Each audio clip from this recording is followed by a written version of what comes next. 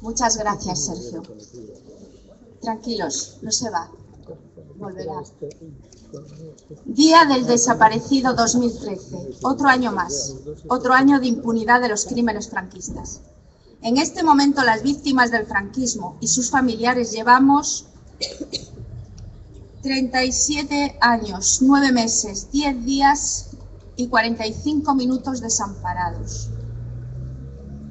Por un Estado que firma convenios internacionales para la búsqueda de desaparecidos y supuestamente cumple los tratados de derechos humanos, si las cunetas hablaran. Pero en algunos lugares parece que hay que sumar 40 años más de retroceso, como en Baraya. ¿Cómo una persona elegida mediante un sistema democrático representando a un partido demócrata puede permitirse la licencia de avalar los miles de crímenes y asesinatos sistemáticos durante la dictadura franquista e irse de rositas? Claramente demuestra del perfil genético de su partido. Se lo preguntaré a algún técnico de la asociación.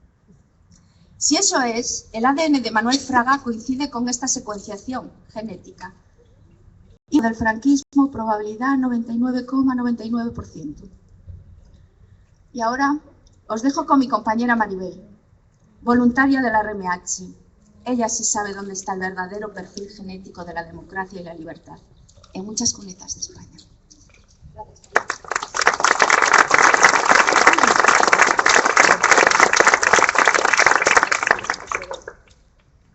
Un año más, desde la Asociación para la Recuperación de la Memoria Histórica, queremos conmemorar el Día Internacional de las Víctimas de las Desapariciones Forzadas, una fecha reconocida por la Asamblea General de las Naciones Unidas. La desaparición forzada es el delito más grave que se puede cometer contra un ser humano. Se trata de una detención ilegal acompañada de torturas físicas y psicológicas y posteriormente de un asesinato tras el que se oculta el cadáver para extender el dolor y el terror a su familia y a su entorno. Por esta razón, es un delito permanente, porque el secuestro del cadáver se sigue cometiendo hasta la confesión de los autores del crimen o hasta que los restos sean encontrados e identificados. Eso quiere decir que hoy, en este Día Internacional de los Desaparecidos, están volviendo a desaparecer decenas de miles de ciudadanos y ciudadanas de nuestro país. La impunidad que disfrutaron los asesinos de la dictadura sigue creciendo, convertida para algunos en un hábito. Vivimos un resurgir de símbolos franquistas entre los jóvenes del partido político que gobierna el Estado español. Hay diputados, como Rafael Hernando, que equiparan la bandera de una dictadura con la de un gobierno democrático como el de la Segunda República. O alcaldes, como el de Baraya, que justifican los asesinatos de la dictadura franquista. Nuestra democracia será frágil hasta que garantice verdad, justicia y reparación a las víctimas de los crímenes políticos del franquismo. Por eso denunciamos la ignorancia en la que se educa a la ciudadanía, escondiendo de los libros de texto la historia de lo que les hicieron a esos hombres y mujeres y las razones por las que, por crear la primera democracia de la historia de España, fueron perseguidos y asesinados. Denunciamos el doble discurso del gobierno español con respecto a las víctimas de diferentes violencias, o quienes en estas tierras dicen, como para quitarle peso a los delitos, que ocurrieron dentro de una guerra, cuando aquí solo hubo un ejército de ocupación que asesinó a decenas de bercianos y bercianas que carecen del reconocimiento público que debe darles una democracia. Afirmamos nuestro compromiso en la lucha contra la impunidad, contra el silencio, contra el miedo, contra el manto del olvido que se ha tratado de extender sobre estos crímenes y sus consecuencias, y mostramos nuestro agradecimiento a todos esos hombres y mujeres que lucharon y sufrieron para construir lo que de bueno tiene nuestra sociedad.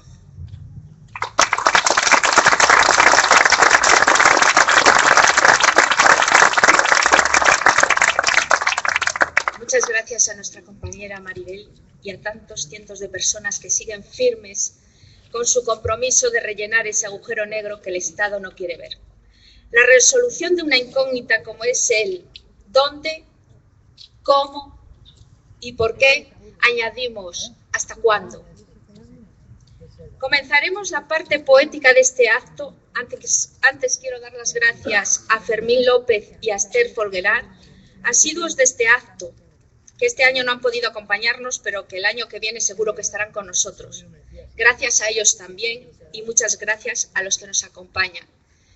Sin embargo, quiero hacer un inciso. Quiero tener también en este apartado un recuerdo para una persona que nos dejó hace algo más de un mes, un compañero muy querido nuestro, Andrés Crespo, y quiero tener un recuerdo para él.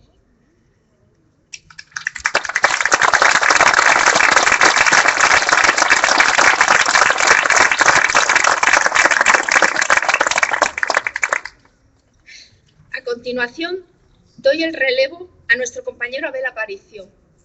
Es uno de los culpables que cada año este acto salga adelante, con pocos medios, pero con mucha voluntad.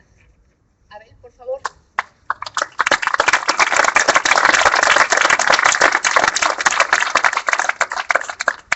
Hola, buenas tardes. Gracias a todas y a todos por estar aquí un año más para celebrarnos, para vivir el Día Mundial de las Desapariciones Forzosas. Estamos en un tiempo en el que está de moda de nuevo la neolengua y los trileros de las palabras están haciendo magia. Parece que están haciendo magia negra con ellas. Un buen ejemplo es lo que me comentaba antes una compañera, Rafael Hernando, del Partido Popular, diciendo que la República causó 1 millón de muertos y queda impune. En un país democrático eso no quedaría impune. Usan las palabras a su antojo, a su medida, ellos las escriben, ellos las dictan y ellos hacen y deshacen a su antojo. Pero bueno, para eso estamos aquí hoy, mis compañeros y compañeras que van a devolver esas palabras a la calle, van a devolver esas palabras a las cunetas, esas palabras a dignificarlas.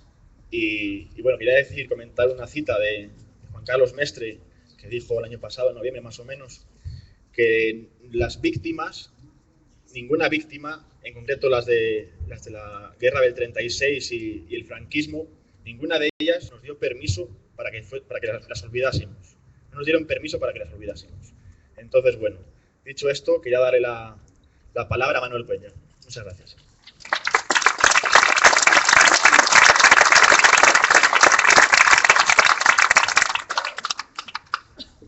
Buenas tardes, bienvenidos, bienvenidas. Gracias por estar aquí.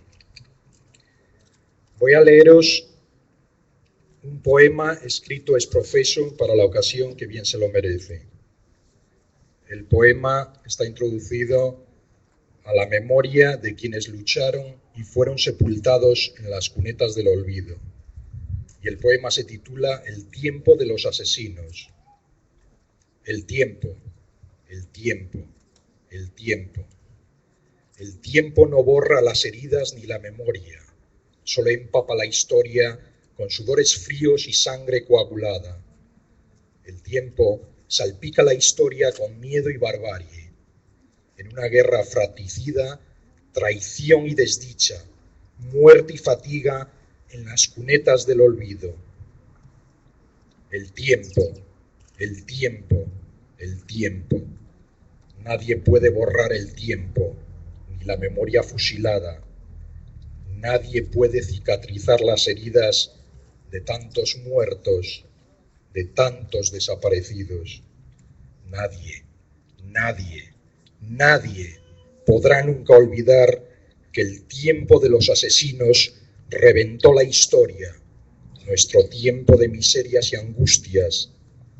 El tiempo, el tiempo, el tiempo, el tiempo no borra las huellas sangrantes ni la memoria reciente. Solo humedece las conciencias con sudores y sangre. El tiempo se ha derretido como la nieve en las aguas de un río en el que se refleja nuestra historia, cargada de asesinatos. La vida es lo único que tenemos para que el tiempo de los asesinos nos la arrebate en un instante. La vida, siempre la vida, el tiempo, el tiempo, el tiempo. Gracias.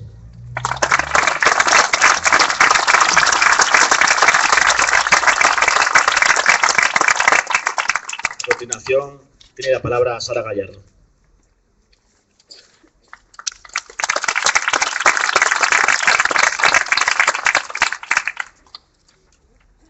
Buenas tardes, muchas gracias por estar aquí. Voy a leer unos poemas muy cortitos. No tienen título, casi ninguno. Primero dice así. Llena de cal, de muertos, de hierro que imanta, me queda la tierra me llama.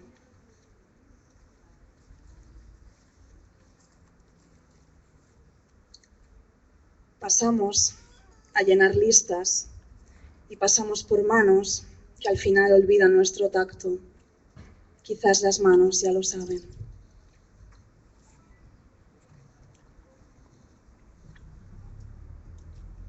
Toda esa tierra removida, de la que salen gusanos que nunca han visto la luz, pero que conocen cómo convertirse en pájaro. La vida entró por la ventana, el pájaro entró por la ventana y se convirtió en casa.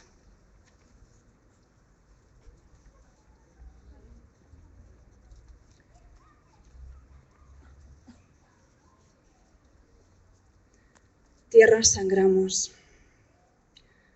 porque nuestros antepasados comían la tierra. De ella comía mi abuela, una mujer de tierra, y su conciencia permanece en mí. Nunca conocí a esa mujer, pero esa mujer me legó un estamento. Comemos tierra porque no creemos ser mejores que nuestros muertos. Y poco a poco matamos a un niño que labra los campos y que vive dentro. Simplemente no ha muerto.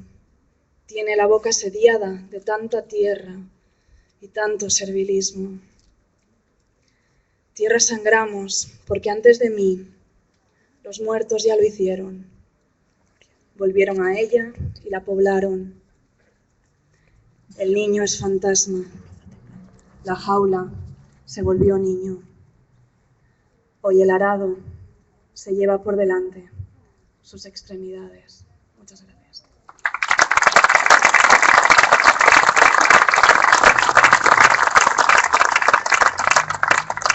A continuación, Sergio vas a interpretar una nueva pieza musical.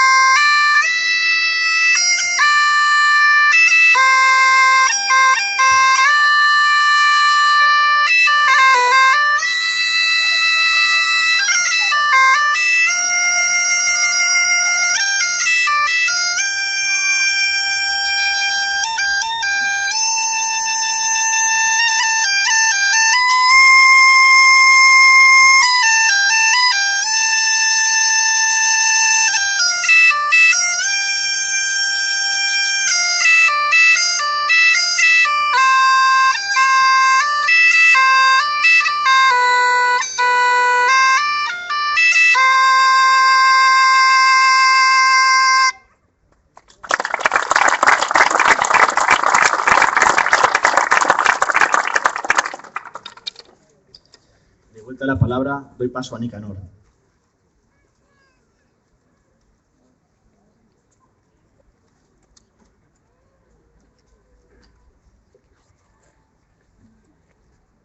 Buenas tardes. El 28 de julio de 1938, es decir, el mes pasado, hace 75 años, que mi abuelo paterno, Álvaro Ordiz Sánchez, era asesinado, fusilado en las tapias del cementerio del Salvador de Oviedo. Hoy, 75 años después, este certificado acredita que a las 5:30 de la mañana lo fusilaron y está en la fosa común de Oviedo junto a 1.679 personas, hombres y mujeres que, como él, dieron la vida por un mundo mejor. Allí continúa. Durante décadas, España no fue este país. Fue una cuneta inmensa donde un régimen abandonaba a los muertos, sembrando angustias, tatuando el dolor de los que quedaron vivos.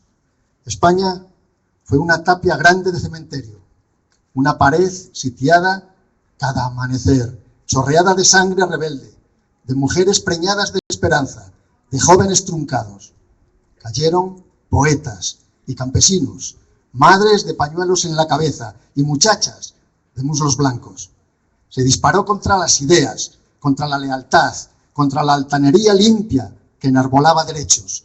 Y después nacimos los de la dictadura, con lazos negros, con lutos injertados, con una tristeza infinita. Y así vivimos, con la libertad arrinconada en los sótanos del alma, sin poder airearla en los balcones de la vida, con la alegría fusilada contra un muro de 40 años. Hoy, la derecha española, mano en alto, se niega a condenar el golpe militar del 36. Argumentan que no se puede levantar de nuevo la polvareda que obnubiló a España durante una contienda que estalló hace 70 años. Y dicen que no es conveniente condenar la dictadura, porque es historia pasada de España y hay que mirar al futuro. Señores de la derecha, los muertos son un derecho y una infamia el olvido olvidado de sus muertos. Cada cadáver perdido en el tiempo es una bala certera en la memoria, es reinventar las tapias y las cunetas. Los muertos son un derecho como el aire, como las flores o como las olas del mar. Los muertos son un derecho porque constituyen, ellos sí, parte de nuestra historia actual. Mientras luchábamos por su llegada, concebimos la democracia como una reconciliación con nosotros mismos. Todos podríamos en adelante habitar en la plaza grande de la palabra, del derecho, de la libertad. Pero para eso era necesario entroncar con nuestros muertos, reivindicar las raíces, porque no hemos nacido de nadie. Ellos parieron la posibilidad de vivir la anchura de una libertad conseguida con sangre, aunque en sangre pretendieron ahogarla.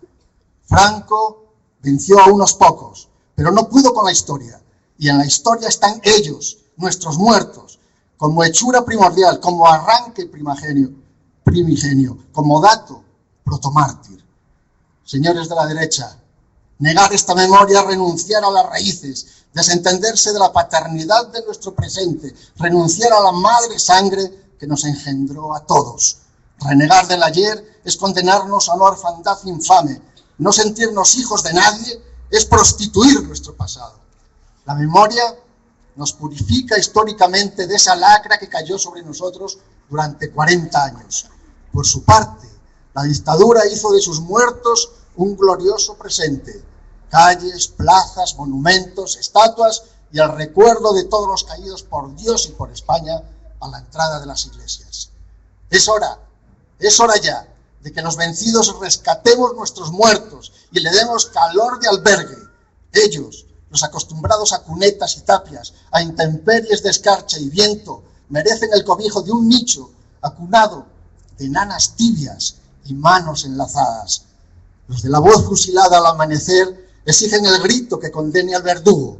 De lo contrario, el dictador no solo habrá conseguido destruirlos a ellos, sino que habrá logrado acallarnos a los hijos legítimos de la sangre. Los muertos son un derecho irrenunciable si pretendemos mantener la dignidad de la existencia. Ser hijos también es un derecho ejercido desde el reconocimiento del dolor frustrado. Nuestros muertos verdean por campos fecundados de memoria. Siguen aquí, frente al dictador muerto, exhibiendo el futuro que soñaron. Gracias gracias a vosotros, han vuelto a renacer. De las fosas comunes no emerge vida, pesan demasiado el olvido y la indiferencia. Por las tapias de antiguos cementerios debe poder escalarse hasta la luz liberadora. Aquí, hoy también, levanto la voz para pedir que me devuelvan a mis muertos, porque quiero volver a acariciar la piel de la nostalgia. Gracias y buenas tardes.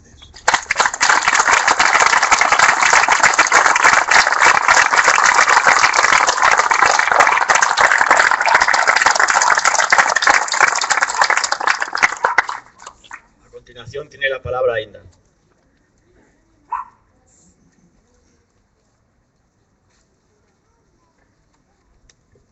Buenas tardes.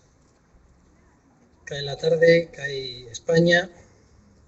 Es tiempo de dejar caer algún poema. Este poema se llama Desnombrados. Es un poema inédito. Esos hombres eran hombres. Tenían una casa, un trajín cotidiano en la diáspora del tiempo, llenando de polvo los anaqueles cubiertos con libros, recetarios y retratos de familia. Tenían un oficio, un inocente trasegar de quehaceres y pasatiempos que iba gastando la piel de los días y desgastando la tenaz osamenta de los cuerpos. Tenían nubes a las que abrazarse y silencios con los que encogerse. Procuraban palabras de amor, se subían con júbilo a los carruseles y a los tejados, volaban cometas con sus chiquillos, silbaban por los caminos, hablaban con los perros, temblaban con el frío. Eran, sin más, parte de la muchedumbre. Esos hombres eran también mujeres, mujeres valerosas y desgarradas, aguerridas, temerosas, fontanas vivaces desposeídas de su sabiduría, condenadas a las sombras de la voz callada, fértiles cálices ardiendo en la llama de los siglos con aroma a lavanda y a pan recién hecho. Mujeres y hombres, niñas y niños que tenían sobre todas las cosas vida, que corrían por las calles de Móstar o Buenos Aires, que trabajaban como el poeta los estrellados campos de Castilla, que ansiaban otro futuro bien distinto a este. Esos hombres de Priaranza, mujeres de Somalia, niños de Ramala o el Kurdistán, que ya solo tienen un nombre y apenas un rostro. Desaparecidas, huérfanas de vida, están las democracias. A un lado del camino, bajo la hojarasca, palpita la sangre arrebatada. Se agita pertinaz como un faro subterráneo, señalando las huellas que dejaron los indignos. Toda esa tierra que ahora os cubre es tan falaz como las alianzas y las amnistías. Esos años que con tanta torpeza ocultaron vuestra historia destilan mentira, ungidos con minerales poco o nada onerosos, con bacterias muy aristocráticas y gusanos tristemente eclesiásticos. La memoria no debería ser un lastre, tampoco un cajón desordenado. Es el olvido el que alimenta las malas hierbas y el que angosta el cauce de las verdades. Por eso no seréis hoy desnombrados. Los que aquí estamos, los que caímos de rodillas con vuestra derrota, los que velamos todas y cada una de vuestras malversadas ausencias, tenemos todavía vida, y nombre y rostro. Y tenemos hambre, no de venganza, no de victoria, tenemos hambre de justicia, de una vez y para siempre, sin créditos, sin demora. Muchas gracias.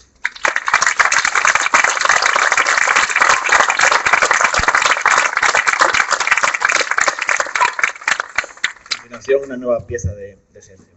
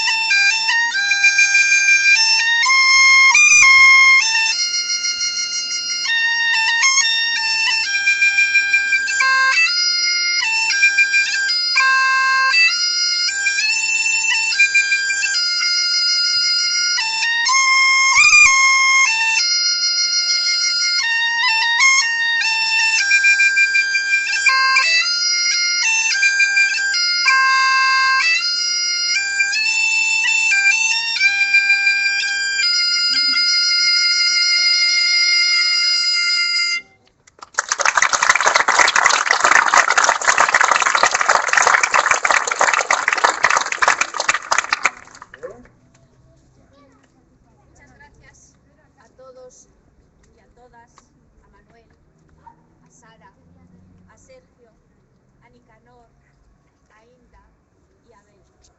El año que viene, aquí de nuevo, por favor, que pasamos lista. Además, sobre los derechos humanos, la sociedad civil debe permanecer unida y reclamar su cumplimiento por parte de nuestras administraciones. A continuación, Sol Gómez de Valderas ha compuesto un relato para esta ocasión, La Tinaja. El año pasado, la asociación exhumó los restos de 10 hombres en San Justo de la Vega. Eran de su pueblo, de Valderas, del pueblo de Sol. Prestad atención a su relato.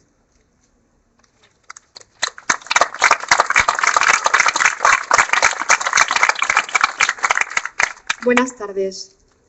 Este relato está hecho a 2 voces e inspirado en la exhumación de 10 restos que se cree pudieran pertenecer a vecinos de Valderas y que miembros de la Asociación para la Recuperación de la Memoria Histórica realizaron en el mes de julio de 2013 en un paraje del monte de San Justo de la Vega llamado El Grillo, muy cerca de la prisión de Astorga, donde miles de republicanos resultaron encarcelados y muertos durante la Guerra Civil. Madre, ¿ya llega el sol a la tinaja? La madre cose los zancajos de los calcetines de los hombres, ayudada por un huevo de madera, e inmutable responde: no, hijo, todavía no. El niño se levanta, entra en la cocina y abre el cajón, pero las últimas migas de pan que quedaban se las ha llevado él con el dedo humedecido a la boca hace unos días. Cierra y abre el cajón varias veces, hasta que, harto de tan estéril juego, vuelve al corral y se instala de nuevo en el suelo, mirando la línea de sombra que no se ha movido un ápice.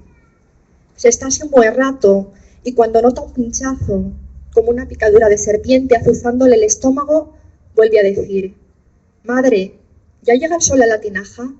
Pero la madre inmutable, casi despiadada, sin levantar la vista de la labor, responde: no, hijo, todavía no.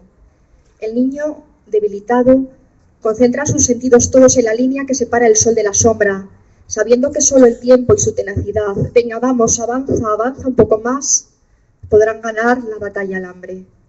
A las 5 de la tarde el sol llega a la tinaja y el niño, solemne, sin mediar palabra, se acerca a la madre, que saca del pecho el cantero del pan y se lo entrega. Lo come con ansia, casi de un bocado, feliz de poder dar tregua unos instantes a su particular guerra. Es difícil expresar con palabras todo el hambre que sintió el niño el caluroso y azarado mes de agosto de 1936. Todo el hambre de los sucesivos meses. Ese oscuro e insondable pozo, ese hueco dejado por el mordisco voraz, esa carencia. Sabía de sobra lo de la exhumación de San Justo, pero pasé de ir, alegando una de mis crisis de vértigo. Estaba acabando el huerto para sembrar patatas cuando vino Ventura tocando los cojones. Que si al lado de una encina habían descubierto 2 fosas de apenas 1 metro de profundidad, con 10 cuerpos, que se llevaban ya 3 días trabajando, que era digno de ver cómo lo hacían. Primero numeraban los restos y con ayuda de una espátula de madera iban quitando la tierra y los hierbajos que les habían nacido a los huesos, y cuando ya los tenían bien limpios, los sacaban con sumo cuidado y los colocaban en cajas de cartón para llevarlos al laboratorio. Iban a investigar la identidad de cada uno de ellos, hasta harían pruebas de ADN si era necesario. ¿Te das cuenta, Andrés? Después de tantos años se va a hacer justicia. Descansarán junto a los suyos, donde siempre tenían que haber estado.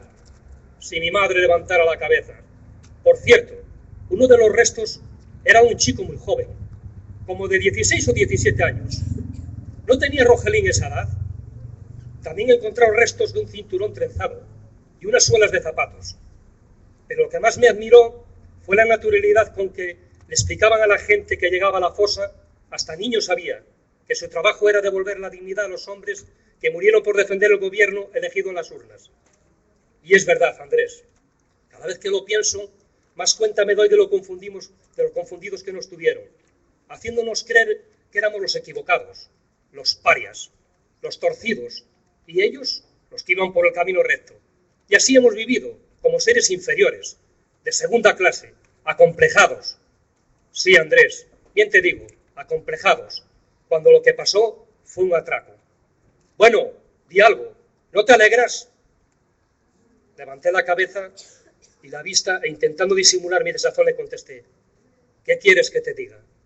Creo que ha pasado demasiado tiempo.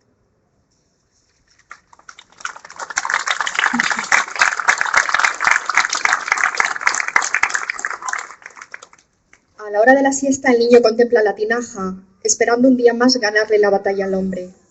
Pero la madre no está sentada en un pollo del corral, zurciendo los calcetines de los hombres, sino en la cocina, acompañada por otras mujeres. De pronto, un aguijón traicionero, como una picadura de serpiente, le azuza el estómago, obligándole a levantarse como una exhalación. En el zaguán escucha, le sacaron a la hora del gallo, y cuando entra en la cocina, las mujeres súbitamente callan y le miran con ojos de garza. El niño se acerca a la madre, extiende su mano y ésta, extrañamente piadosa, saca de su pecho el mendrugo de pan y se lo entrega. Le abraza un momento, le dice vete. El niño sale al corral y antes de que el sol llegue a la tinaja se llena la boca con el pan, pero en vez de sentirse victorioso por burlarle la batalla al hambre, no lo está. Y el pan no le sabe como otras tardes. Desde ese día, 25 de agosto de 1936, la madre viste siempre de negro y los únicos calcetines de lana que remienda son los suyos, infantiles, que poco a poco va sustituyendo por otros de mayor tamaño. Ventura se acercó con el periódico en la mano y me dijo, viene en la página 29. Luego se fue. Sin acabar de tomar el café, busqué la página. Allí estaban las dos fosas, abiertas de par en par. Una tenía forma de cruz, la otra era un rectángulo.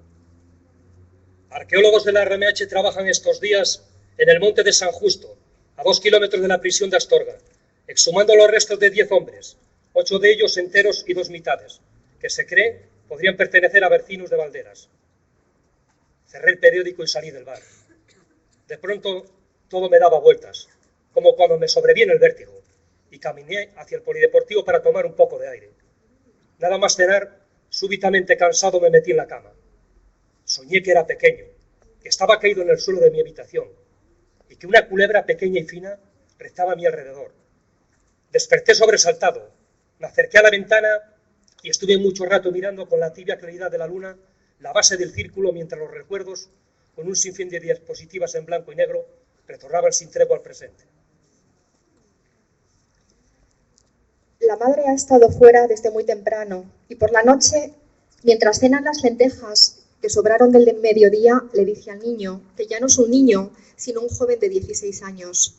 A tu padre y a tu hermano Rogelio les mataron la noche del 25 de agosto de 1936. El joven lo sabe desde hace mucho tiempo por la gente de la calle. Sin embargo, es la primera vez que la madre le habla de ello. Luego le sigue contando que ese día ha estado en el cementerio de Astorga, preguntando al enterrador por los restos de sus muertos, que también son los del joven. Al principio el enterrador se mostró esquivo, pero cuando le dije que venía de Valderas y que toda mi vida, por amor de Dios, no había esperado otra cosa que la llegada de este día, se ablandó y acabó confesándome que a unos cuantos de Valderas le sacaron de la cárcel una noche de finales de agosto y les pegaron un tiro cerca del caserío donde vive el curandero. Busqué el lugar, llamé a la puerta y cuando el hombre dijo adelante, no pude seguir. Esto la madre lo cuenta con pena e impotencia de mujer que lo ha pasado casi todo, que lo puede casi todo en esta vida, pero que es incapaz de entrar sola en la casa de un extraño, por muy importante que sea lo que va a buscar allí. Ya ves, hijo, a 2 pasos estuve de la verdad. Ah, y de lo que te he dicho, chis, ni una palabra a nadie. Acababa de echar las migas de pan en la cazuela cuando llamó Ventura. Esta noche a las 10 sale en el programa Actualidad lo de la exhumación. Era el momento de acabar con aquello. Así que le dije, ¿sabes lo que te digo? Que si lo quieres ver, velo. Pero a mí deja de calentarme la cabeza, porque lo que quiero es olvidar. Ventura se quedó callado, y cuando al fin habló, lo hizo con la voz grave y dolida. Yo, en cambio, lo que quiero es saber. Llevo años queriendo saber, y no voy a parar hasta llegar al final. Lo que me extraña es ese comportamiento tuyo, pero no te preocupes, ya no te molesto más. Adiós. Adiós. Volví a la cocina y apagué las sopas de ajo que borbotaban en el fuego, sabiendo que esa noche no cenaría. Un día el niño, que ya no es niño, sino un hombre de 46 años, sube a su Bian 6 y se dirige al caserío donde vive el curandero. Cuando llega, llama a su puerta. Este le invita a pasar y le cuenta que una noche de finales de agosto de 1936 arrastraron a 10 presos de Valderas bajo la encina, obligándoles a cavar su propia tumba a punta de pistola. Cuenta que lo vio y lo oyó todo, los pasos precipitados y torpes, las lamentaciones, el sonido de las pistolas encasquilladas, los gritos, la detonación final y prolongada, los cuerpos desplomándose en la tierra, escondido en el pajar. Pero lo que más le conmovió de todo lo que vio y oyó aquella noche fueron las súplicas de un chaval muy joven, de ojos enormes y rostro lampiño pidiendo clemencia. Era mi hermano, confiesa el hombre con voz queda. El curandero le lleva bajo la encina y con el extremo de una vara de castaño que le sirve de apoyo, le señala, con exactitud de zahorí, el punto exacto donde arrojaron los cuerpos. El hombre se va, pero días después regresa al lugar de la encina. Amparado por la oscuridad de la noche, cava sin tregua, hasta dar con algunos restos que introduce en un saco y se lleva consigo. Al llegar al pueblo, ya de madrugada, se los muestra a su madre. Ambos saben que tal vez esos restos no son los de sus seres queridos, pero deciden enterrarlos lo mismo bajo el ciruelo del corral, donde plantan aromáticas hierbas que cuidan con esmero de hortelanos. Así transcurren unos años, hasta que la madre enferma sin remedio. Antes de que abandone el mundo, el hijo le pregunta si quiere que traslade los restos a su tumba. No, hijo, donde están, están bien. Luego ya no dice nada más. Expira serena, o eso le parece al hijo, y también le parece que es la mejor forma de morir. A las 10 de la noche encendí la tele y vi al vicepresidente de la asociación que empezó a hablar de los 110.000 desaparecidos que quedaban todavía en las cunetas. Dijo que la lucha de la asociación era una lucha contra el reloj, pues muchos familiares y testigos que no podían dar testimonio de lo que pasó entonces eran ya muy mayores o habían muerto. También dijo que con las exhumaciones se conseguía que los familiares vivos que quedaban pudiesen elaborar un duelo negado durante años. De las fosas de San Justo contó que su localización había sido muy fácil gracias a la ayuda de un testigo que vio y conoció los hechos casi de primera mano. Cuando el locutor le preguntó por el misterio de los 2 cuerpos incompletos, dijo que no era tan extraordinario como a simple vista parecía, ya que con la llegada de la democracia, algunas personas se habían atrevido a buscar los restos de sus familiares tirados en cunetas y se los habían llevado. Aclaró que no era ningún delito y que si alguien quería revelar alguna cuestión relativa al enterramiento, podía hacerlo, sin miedo, llamando al teléfono que aparecía en pantalla. Apagué la tele y llamé horas más tarde. Diga, dijo una voz somnolienta. Soy Andrés García Robles, de Valderas. Acabo de escuchar el programa. Mi padre y mi hermano estaban allí enterrados. Yo fui quien les saqué. No pretendí causar daño a nadie. Lo hice por mi madre, que toda su vida no hizo otra cosa que esperar. Cuando quieran venir, les contaré los detalles. Cuando colgué, me dirigí a la ventana y miré el ciruelo, hasta que vi al niño contemplando la tinaja una tarde de sol. El niño giró la cabeza y alargué mi mano, nudosa y áspera, entregándole un mendrugo de pan. Gracias, señor, dijo el niño sonriendo y llevándose el pan a la boca. Entonces pude llorar.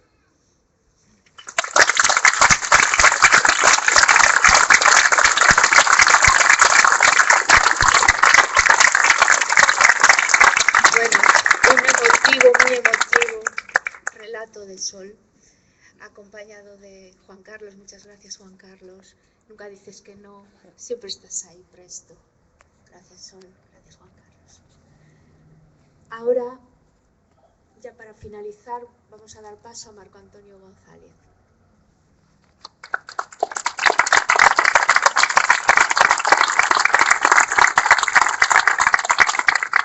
Hola a todos y todas. Este año hemos sido más breves que el año pasado, que se hizo un poquito largo e intenso. Bueno, quiero dar las gracias a todos los asistentes que estáis aquí, que este año está bien, ha habido mucha gente. a los participantes del acto y gracias a los hijos e hijas de esos desaparecidos y desaparecidas que hoy están aquí, que en su cara reflejan la dignidad de aquellos hombres y mujeres que todavía al día de hoy muchos de ellos siguen desaparecidos. Quiero destacar y quiero recalcar el compromiso de la RMH con las víctimas y los familiares sigue vigente. Cada día la asociación continúa trabajando en el laboratorio de la memoria, en el campus de Ponferrada, poniendo luz a esos cientos de casos que desde hace muchos años no tenían ni la más mínima respuesta. Seguimos trabajando dentro de las posibilidades y lo seguiremos haciendo. La lucha por la desmemoria y la impunidad nos hace ser críticos con todos los gobiernos que han conducido este país, donde han aparcado a esas víctimas todavía esas cunetas. Con la dignidad y los derechos humanos se está o no se está, no hay un término medio.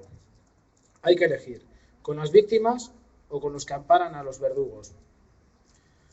Los que estamos aquí hemos elegido estar con las víctimas y estaremos siempre. Quienes en la transición desde la izquierda se dieron la mano con lo más oscuro de nuestra vida política, hoy deben ser críticos con ese acto. La lucha contra la impunidad empieza por uno mismo. De ese pacto de olvido / silencio, la sociedad civil hemos aprendido que tenemos que estar unidos en cada momento, posicionándonos con las víctimas, siempre. Por eso hoy estamos aquí de nuevo al lado de los más débiles, los que no pudieron renegar de ese pacto de silencio y los que no pudieron elegir ser olvidados. Para finalizar, desde el año 2009 la asociación viene reclamando espacios con nombres de víctimas que padecieron la persecución, el asesinato y el posterior olvido institucional, como Jerónima Blanco y su hijo Fernando. En Ponferrada todavía no hay un espacio que lo recuerde. Hay más víctimas, sí, desgraciadamente muchas. Pero el asesinato de Jerónimo y Fernando representa toda la barbarie y la humanidad del franquismo y lo más rastreo del ser humano. La asociación sigue reclamando ese espacio y el espacio de muchas más víctimas del franquismo. Salud y muchas gracias a todos.